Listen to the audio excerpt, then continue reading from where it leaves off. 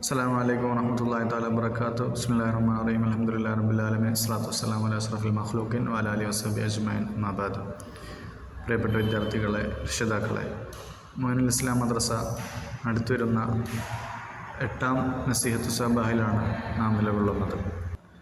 പ്രിയപ്പെട്ടവരെ, വ്യത്യസ്ത പേരുകളിലുള്ള രോഗങ്ങളും പ്രകൃതി ദുരന്തങ്ങളും അപകട മരണങ്ങളും സിഹ്ർ കണ്ണേറുമെല്ലാം വർദ്ധിച്ചു വരുന്ന വർത്തമാനകാല സാഹചര്യത്തിൽ പ്രാർത്ഥന വിശ്വാസിയുടെ ആയുധം എന്ന വിഷയത്തിന് ഏറെ പ്രസക്തിയുണ്ടെന്ന് ഞാൻ മനസ്സിലാക്കുന്നു. ആയതിനാൽ അതുമായി ബന്ധപ്പെട്ട് അല്പം കാര്യങ്ങൾ നിങ്ങളുമായി പങ്കുവെക്കാനാണ് ഞാൻ ഇന്ന് ആഗ്രഹിക്കുന്നത്. ഖാല അല്ലാഹു തആല ദുഊനി അസ്തജിബ് ലക്കും. പ്രിയപ്പെട്ടവരെ, മനുഷ്യവർഗത്തെയും ജിന്നുവർഗത്തെയും അള്ളാഹു സുബ്ഹാനഹു വ തആല ഈ ഭൂമി ലോകത്തേക്ക് പഠിച്ചുവിട്ടത് അള്ളാഹുവിനെ ആരാധിക്കാൻ വേണ്ടി മാത്രമാണെന്ന് നമുക്കറിയാം.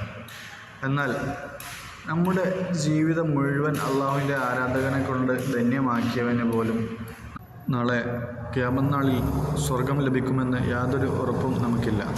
കാരണം നാം ചെയ്യുന്ന ഇബാദത്തുകൾ, ആരാധനകൾ എല്ലാം അള്ളാഹു തആല സ്വീകരിച്ചിട്ടുണ്ടോ ഇല്ലയോ എന്നും നമുക്ക് അറിയാൻ സാധിക്കുകയില്ല. അതുകൊണ്ട് തന്നെ നിരന്തരമായി നാം ചെയ്യുന്ന കാര്യങ്ങളൊക്കെ അള്ളാഹു തആല സ്വീകരിക്കാൻ വേണ്ടി നാം അള്ളാഹുവിനോട് പ്രാർത്ഥിക്കൽ അനിവാര്യമാണ്. നമുക്കറിയാം, ഖലീലുല്ലാഹി ഇബ്രാഹിം നബി അലൈഹി ഇസ്ലാമിൻ്റെയും മകൻ ഇസ്മായിൽ നബി അലൈഹി ഇസ്ലാമിൻ്റെയും ത്യാഗ നിർഭരമായ ചരിത്ര സംഭവങ്ങൾ വിവരിക്കുന്നതിലൂടെ വിശുദ്ധ ഖുർആൻ മഹത്തായ ഒരു പാഠം നുകർന്നു നൽകുന്നുണ്ട്. ഇബ്രാഹിം നബിയും ഇസ്മായിൽ നബിയും ചേർന്ന് അള്ളാഹുവിനെ ആരാധിക്കാനായി പരിശുദ്ധ കഅബാലയം പണി തീർക്കുകയുണ്ടായി. അതിമഹത്തായ കർമ്മങ്ങളിലൊന്നായ കഅബാലയം നിർമ്മാണശേഷം 2 പേരും ചേർന്ന് തങ്ങളുടെ നാഥനിലേക്ക് ഇരു കരങ്ങളും ഉയർത്തി പ്രാർത്ഥിച്ചു, അള്ളാഹുവേ, നമ്മിൽ നിന്നും ഈ പ്രവർത്തനത്തെ സ്വീകരിക്കണമേ.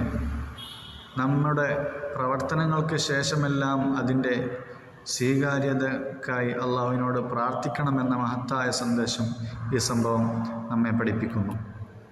അതുപോലെ തന്നെ എല്ലാ നബിമാരും പ്രത്യേക തരം പ്രാർത്ഥനകൾ അള്ളാഹു തആലയോട് നടത്തിയിരുന്നു. ഇതിലൂടെയൊക്കെ നമുക്ക് മനസ്സിലാക്കാൻ കഴിയുന്നത് അള്ളാഹുവിൻ്റെ ദൂതരായിട്ടുള്ള അംബിയാ മുർസലുകൾക്ക് പോലും പ്രത്യേകം പ്രാർത്ഥനയുണ്ടായിരുന്നു. അപ്പോൾ നമ്മളെപ്പോലെയുള്ള സാധാ ഒരു സ്ഥാനവുമില്ലാത്ത ജനങ്ങൾ നിർബന്ധമായും അള്ളാഹുവിനോട് പ്രാർത്ഥിക്കൽ അനിവാര്യമാണ്. റസൂൽ സല്ലല്ലാഹു അലൈഹി വസല്ലം പറയുന്നുണ്ട്, ഒരു മുഅ്മിൻ പ്രാർത്ഥിച്ചു കഴിഞ്ഞാൽ തീർച്ചയായിട്ടും അള്ളാഹു തആല അതിന് ഉത്തരം നൽകും. ആ ഉത്തരം നൽകുന്നത് 3 രൂപത്തിലായിരിക്കും. ഒന്നുകിൽ അള്ളാഹു ഭൂമിയിൽ തന്നെ അവന് പ്രാർത്ഥനയ്ക്ക് ഉത്തരം നൽകും, അല്ലെങ്കിൽ ആ പ്രാർത്ഥന പരലോകത്തേക്കുള്ള ഒരു സൂക്ഷിപ്പ് സ്വത്തായി അള്ളാഹു അതിനെ മാറ്റിവെക്കും. അതുമല്ലെങ്കിൽ വരാനിരിക്കുന്ന എന്തെങ്കിലും വിപത്തുകളുണ്ടെങ്കിൽ അതിൽ നിന്ന് അവനെ മോചിപ്പിക്കും. അപ്പോൾ ഇതിൽ പറയപ്പെട്ട 3-ൽ ഏതെങ്കിലും ഒരു രൂപത്തിൽ നമ്മുടെ പ്രാർത്ഥന അള്ളാഹു തആല സ്വീകരിക്കുമെന്നും ഉത്തരം നൽകുമെന്നും നമുക്കിതിൽ നിന്ന് മനസ്സിലാക്കാൻ കഴിയും. പ്രിയപ്പെട്ടവരെ, ഈ ലോകമെന്നത് അവസാനിക്കുന്നതും ആഖിറമെന്ന മറ്റൊരു ജീവിതം നമുക്ക് വരാനുണ്ടെന്നുള്ള ബോധം ഉണ്ടാവുമ്പോൾ മാത്രമാണ് നമ്മുടെ പ്രാർത്ഥനയിൽ കൂടുതൽ ഇഖ്ലാസ് ലഭിക്കുക. അള്ളാഹു തആല പറയുന്നുണ്ട്, നാം നിങ്ങളെ ഭൂമി ലോകത്തേക്ക് അയച്ചിട്ടുള്ളത് നിങ്ങളിൽ നിന്ന് ഏറ്റവും കൂടുതൽ അള്ളാഹുവിനെ ഇബാദത്ത് ചെയ്യുന്നത് ആരാണെന്ന് അറിയാൻ വേണ്ടിയിട്ടാണ്. ആയതുകൊണ്ട് നാം അള്ളാഹു തആലയ്ക്ക് വേണ്ടി ഇബാദത്ത് ചെയ്യുകയും നമ്മൾ ചെയ്യുന്ന പ്രവർത്തനങ്ങളൊക്കെ അള്ളാഹു സ്വീകരിക്കാൻ വേണ്ടി പ്രാർത്ഥിക്കുകയും ചെയ്യൽ നിർബന്ധമാണ്. നബി സല്ലല്ലാഹു അലൈഹി വസല്ലമ ഹദീസുകളിൽ ഒരുപാട് പ്രാർത്ഥനകൾ നമുക്ക് പഠിപ്പിച്ചു തന്നിട്ടുണ്ട്. ഐശ്വര്യമുണ്ടാകാൻ വേണ്ടിയിട്ടും അതുപോലെ തന്നെ കടങ്ങൾ ഉയർത്താൻ വേണ്ടിയിട്ടും ശരീരത്തിന് ആരോഗ്യം ലഭിക്കാനും മരിക്കുമ്പോൾ കലിമത്തു തൗഹീദ് ഉച്ചരിച്ച് മരിക്കാനും അതുപോലെ തന്നെ ഒരുപാട് നിരവധി പ്രാർത്ഥനകൾ നമ്മുടെ മുൻഗാമികളായിട്ടുള്ള പണ്ഡിതന്മാരും അതുപോലെ തന്നെ സഹാബത്തും നമുക്ക് പറഞ്ഞു തന്നിട്ടുണ്ട്. അതുപോലെ പ്രാർത്ഥന സ്വീകരിക്കാൻ വേണ്ടി നിരവധി കാര്യങ്ങൾ ചെയ്യേണ്ടതുണ്ട് എന്ന് മഹാന്മാർ രേഖപ്പെടുത്തിയിട്ടുണ്ട്. ഉദാഹരണം പറഞ്ഞാൽ, ഖുർആൻ പാരായണം ചെയ്തതിന് ശേഷം പ്രാർത്ഥിക്കുക, വെള്ളിയാഴ്ച ദിവസം പ്രാർത്ഥിക്കുക, അതുപോലെ തന്നെ വുളു എടുത്ത് ഖിബ്ലക്ക് മുന്നിട്ട് കൈ ഉയർത്തി പ്രാർത്ഥിക്കുക, അതുപോലെ തുടങ്ങുമ്പോൾ അൽഹംദുലില്ലാ കൊണ്ടും സലാത്ത് കൊണ്ടും നബിയുടെ മേൽ സലാത്ത് ചൊല്ലിക്കൊണ്ടും അതുപോലെ തന്നെ അമ്പിയ മുർസലുകളുടെ മേലിലും അതുപോലെ ഈ സ്വാലിഹീങ്ങളുടെ മേലിലും പ്രാർത്ഥിച്ചു തുടങ്ങുക. അവരുടെ എല്ലാം ബർക്കത്തുകൊണ്ട് നമ്മുടെ പ്രാർത്ഥന സ്വീകരിക്കണമേ എന്ന് പറഞ്ഞുകൊണ്ട് പ്രാർത്ഥിക്കുക. അതുപോലെ സദസ്സിലുള്ള ആളുകളുടെ തോതനുസരിച്ച് അള്ളാഹു പ്രാർത്ഥനയ്ക്ക് ഉത്തരം നൽകും.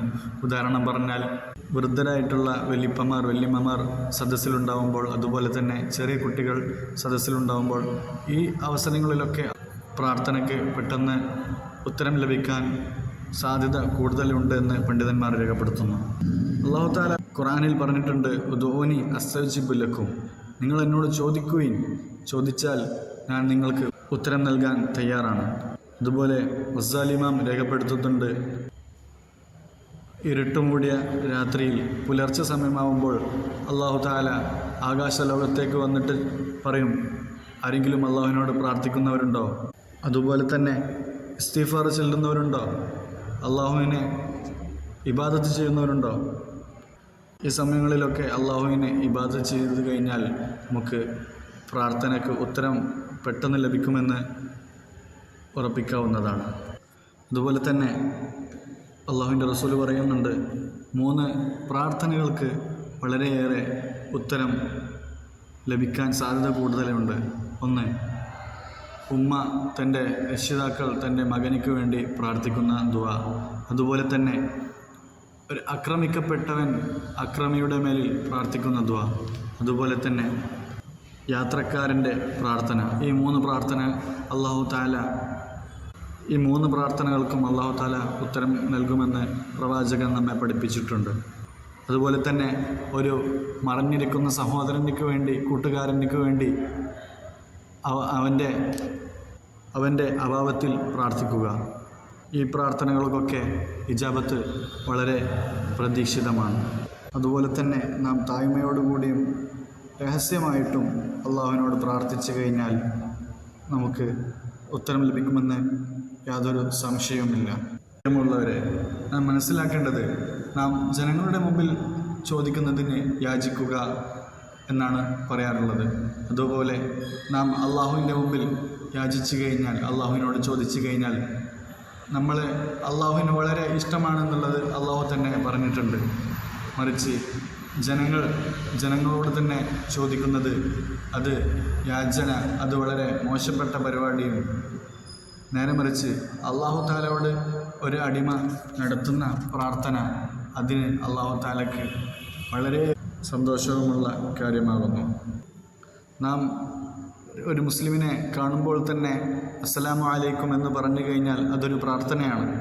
അവൻ തിരിച്ച് നമ്മോടും വഅലൈക്കും അസ്സലാം എന്ന് പറഞ്ഞാൽ അതും ഒരു പ്രാർത്ഥനയാണ്. അവിടെ നമുക്ക് മലക്കുകൾ പ്രാർത്ഥിക്കും. അങ്ങനെ നമ്മുടെ അന്നത്തെ ജീവിതം മുഴുവൻ രക്ഷയിലായിരിക്കും. ആപത്ത് മുസീബത്തുകളിൽ നിന്ന് നമ്മളെ അല്ലാഹു തആല കാൾക്കും.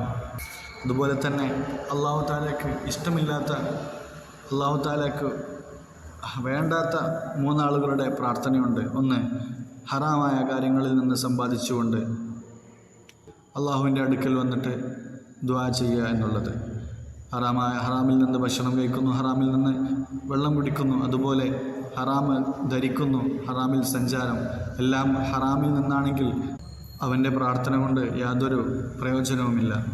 അതുപോലെ തന്നെ ഞാൻ പ്രാർത്ഥിച്ചിട്ട് എനിക്ക് ഉത്തരം ലഭിച്ചിട്ടില്ല എന്ന് പറഞ്ഞുകൊണ്ട് അള്ളാഹുവിലേക്ക് പരാതി പറയുന്ന ആളുടെ പ്രാർത്ഥനയ്ക്ക് ഉത്തരം ലഭിക്കാതിരിക്കാൻ കാരണമാവും. അതുപോലെ തന്നെ കുടുംബക്കാരുമായിട്ട് നല്ല നിലയിൽ കഴിയാതെ കുടുംബബന്ധം മുറിച്ചുകൊണ്ട് നടക്കുന്ന, കുടുംബബന്ധം ചേർക്കാതെ നടക്കുന്ന ആളുടെ പ്രാർത്ഥനയും അല്ലാഹു തആല സ്വീകരിക്കുകയില്ല. കൂടുതൽ ദീർഘിപ്പിക്കുന്നില്ല, അവസാനിപ്പിക്കുകയാണ്. അല്ലാഹു തആല നാം ഈ പറഞ്ഞതും കേട്ടതുമൊക്കെ ഒരു സൽക്കർമ്മമായിട്ട് സ്വീകരിക്കുമാറാവട്ടെ. ആമീൻ. ഇന്നത്തെ ചോദ്യം, ഇസ്മായിൽ നബിയുടെ പിതാവിൻ്റെ പേര്?